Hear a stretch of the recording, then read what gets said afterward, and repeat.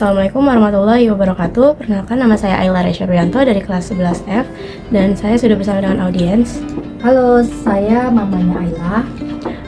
Kali ini saya akan membacakan dan menceritakan sinopsis dan unsur-unsur dari cerita pendek yang berjudul Berjuang di Setiap Detak. Cerpen ini menceritakan pengalaman tokoh aku, seorang anak yang sejak sekolah dasar menderita penyakit takikardia aritmia, yaitu gangguan irama jantung yang membuatnya harus keluar masuk rumah sakit. Ia berusaha untuk tetap menjalani kegiatan sekolah meskipun sering kambuh dan juga tertinggal pelajaran. Dalam perjuangannya, ia pernah mendapat perlakuan yang kurang baik dari wali kelas, bahkan teman-teman yang merundungnya. Namun dengan dukungan dari mama, nenek, dan keluarga, ia menjalani operasi ablasi untuk mengobati penyakitnya. Setelah operasi, ia tetap berusaha semangat meski menghadapi ejekan dan perlakuan tidak menyenangkan dari orang lain. Cerita ini menggambarkan keteguhan hati, rasa sakit, dan perjuangan seorang anak untuk sembuh serta tetap kuat menghadapi berbagai cobaan di dalam hidupnya. Jadi apa amanat dari cerita tersebut?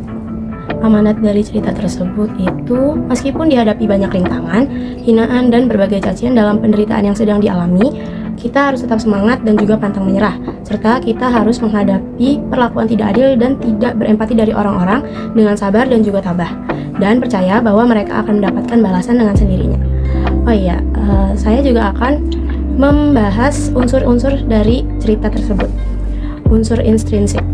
Yang pertama, temanya ialah perjuangan dan keteguhan hati seorang anak dalam menghadapi penyakit serius, ketidakadilan, serta perundungan di lingkungan sekitar.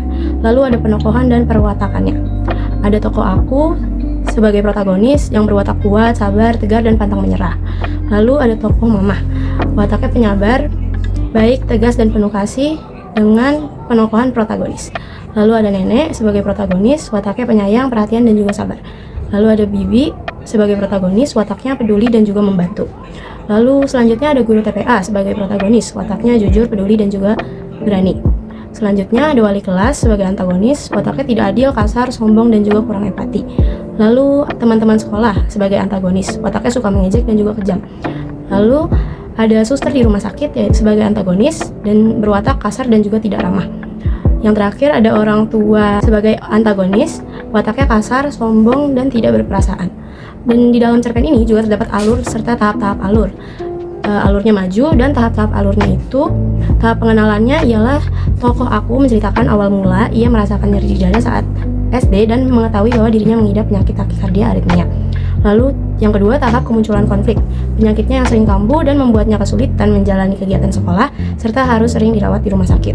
Lalu yang ketiga, tahap konflik memuncak. Tokoh aku mengalami perlakuan buruk dari suster di rumah sakit, wali kelas yang tidak adil, serta hinaan dan perundungan dari teman-teman dan orang tua temannya.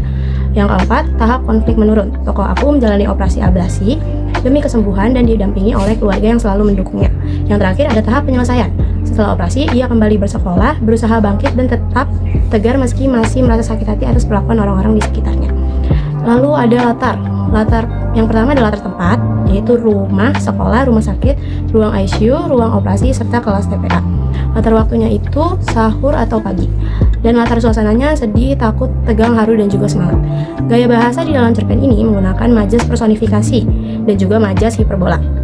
Lalu selanjutnya ada sudut pandang. Sudut pandang orang pertama pelaku utama, karena penulis cerpen ini menggunakan kata ganti aku untuk menceritakan seluruh isi cerita dari awal sampai akhir. Dan ada lagi unsur ekstrinsik dari cerpen ini. Yang pertama, latar belakang sosial. Cerpen ini mencerminkan kondisi sosial masyarakat yang masih kurang empati terhadap penderitaan orang lain, terutama terhadap seseorang yang sedang sakit. Dalam lingkungan sekolah masih terjadi perundungan dan perlakuan tidak adil dari guru maupun teman. Selain itu, di lingkungan rumah sakit juga tergambar adanya sikap kurang ramah dari tenaga medis. Namun, di sisi lain, terdapat nilai sosial positif seperti kasih sayang, kepedulian, dan dukungan keluarga yang menjadi sumber kekuatan bagi tokoh utama untuk bertahan dan juga berjuang. Selanjutnya ada nilai-nilai yang terkandung di dalam cerpen ini. Yang pertama ada nilai moral. Cerpen ini mengajarkan untuk tetap kuat, sabar, dan pantang menyerah dalam menghadapi ujian hidup. Selanjutnya ada nilai sosial, menunjukkan pentingnya empati, keadilan, dan kepedulian terhadap sesama serta dampak buruk dari perundungan. Yang terakhir ada nilai psikologis, menggambarkan keteguhan hati seorang anak yang berjuang melawan rasa sakit dan ketakutan dengan dukungan keluarga. Sekiranya itu saja yang dapat disampaikan, kurang lebihnya mohon maaf. Wassalamualaikum warahmatullahi wabarakatuh.